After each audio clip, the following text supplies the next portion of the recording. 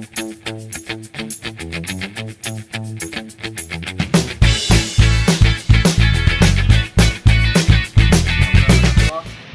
sini saya akan menjelaskan sedikit tentang pandemi yang terjadi sekarang, yaitu COVID-19. Apa sih COVID-19 itu? Nah, coronavirus merupakan virus baru yang menyerang manusia dan hewan. Virus ini pertama kali ada di Wuhan, China, tepatnya pada bulan Desember tahun 2019. Virus ini menyerang manusia dan hewan.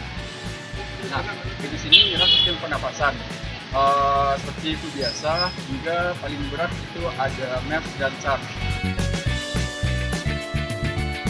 Para ahli telah menyebutkan bahwa seseorang yang teridentifikasi virus corona ini memiliki berbagai macam gejala yang dapat kita lihat, di mana gejala-gejala itu memiliki kemiripan dengan seseorang penderita flu yang diikuti dengan demam, sakit kepala, dan batuk.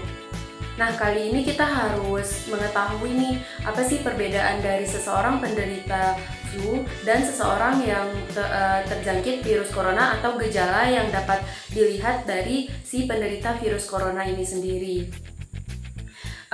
Sebenarnya batuk biasa dan batuk karena gejala virus corona ini sama-sama terjadi di waktu yang cukup sering dan terjadi selama ia sakit. Batuk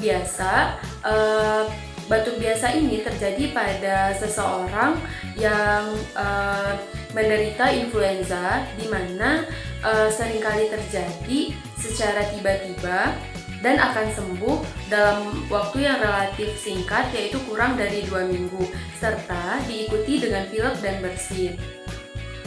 Sedangkan pada penderita COVID-19 atau gejala yang ditimbulkan oleh si penderita COVID-19 ini, batuk kering yang terjadi terus-menerus selama setengah hari, setidaknya itu selama setengah hari. Kemudian batuk ini baru pertama kali dialami oleh si penderita virus corona. Ya, kami akan menjelaskan sedikit tentang pencegahan penularan COVID-19. Seperti kita ketahui, COVID-19 merupakan penyakit menular yang disebabkan oleh virus coronavirus disease yang baru ditemukan pada tahun 2019. Nah, untuk mencegahnya, kita harus melakukan protokol kesehatan yang sesuai yang telah diterbitkan oleh pemerintah. Apa saja protokol kesehatannya? Yang pertama, selalu menggunakan masker ketika Anda bepergian keluar rumah ataupun melakukan aktivitas di luar ruangan. Ada beberapa cara menggunakan masker yang baik dan benar. Yang pertama, usahakan ketika Anda menggunakan masker, tangan Anda dalam keadaan bersih atau bisa menggunakan hand sanitizer. Setelah tangan Anda dalam keadaan bersih, masker boleh digunakan. Yang kedua, jangan menyentuh bagian dalam masker yang bersentuhan langsung dengan hidung dan mulut.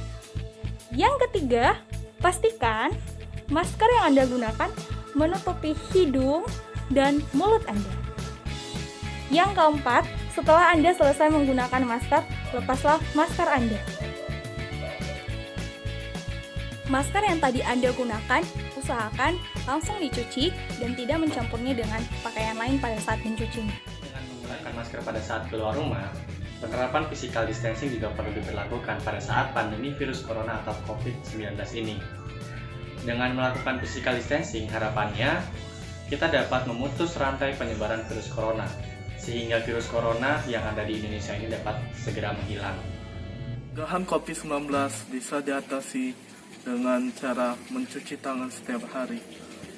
Mencuci tangan harus segera mungkin saat bekerja maupun beraktivitas atau setelah aktivitas.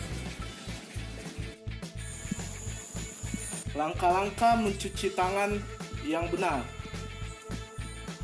Hidupkan keran air. Yang pertama, cuci telapak tangan. Yang kedua, punggung tangan. dan sisi bagian luar.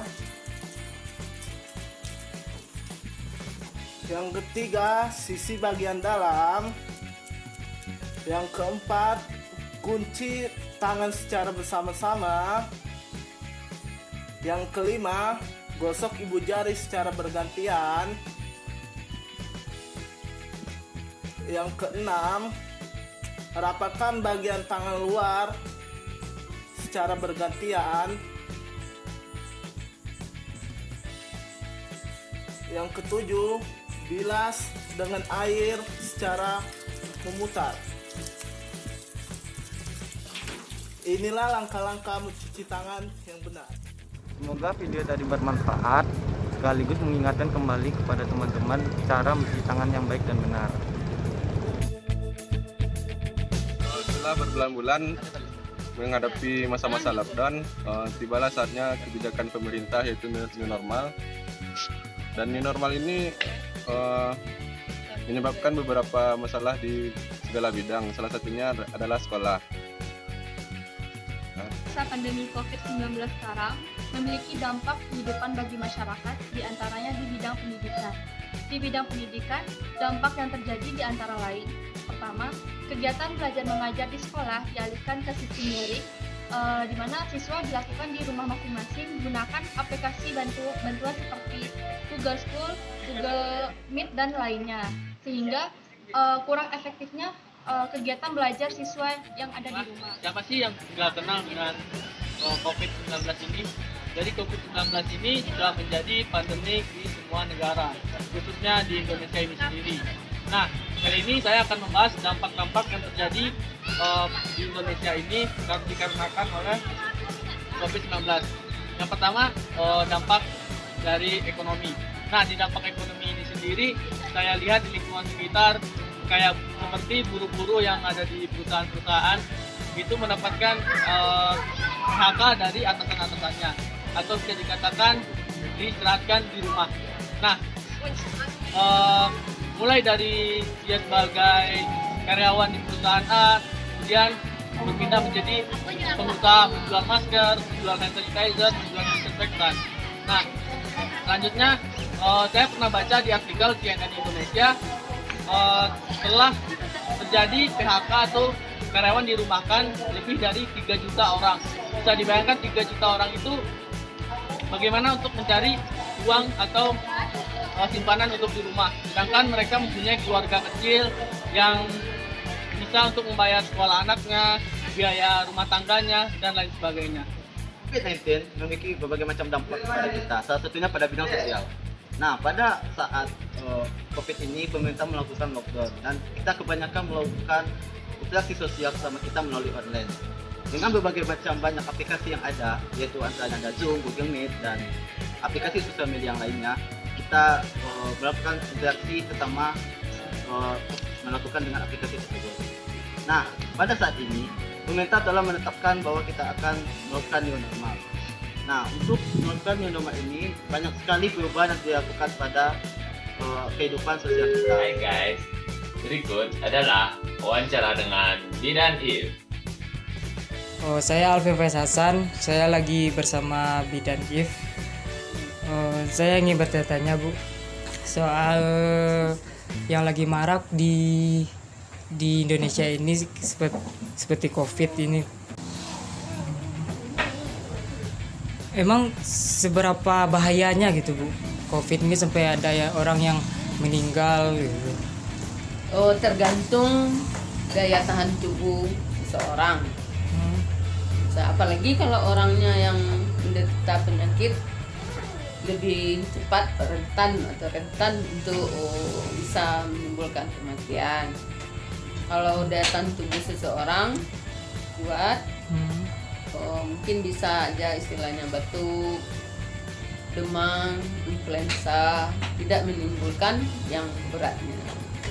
Kan bisa menyebabkan kematian. Kalau penyakit yang lainnya itu seperti penyakit yang parah gitu, stroke, penyakit degeneratif misalnya stroke, hipertensi, gula bisa cepat membedakan itu ya seperti batuk, sesak nafas sama flu itu yang biasa dengan, ya, dengan biasanya kalau itu lebih diutamakan untuk pemeriksaan labornya. Oh berarti kalau misalnya kita ketemu aja nggak bisa membedainnya gitu? Nggak bisa. Kalau orang yang cuma gejala demam misalnya batuk tambah sesak belum tentu orangnya COVID. Dilakukan pemeriksaan dulu besar swab. Oh berarti harus diperiksain dulu ke ini kesehatan. Terima kasih kepada BRDF yang telah menyempatkan waktu kepada kami untuk diwawancarai. Bersama kita melawan COVID-19, Indonesia bisa.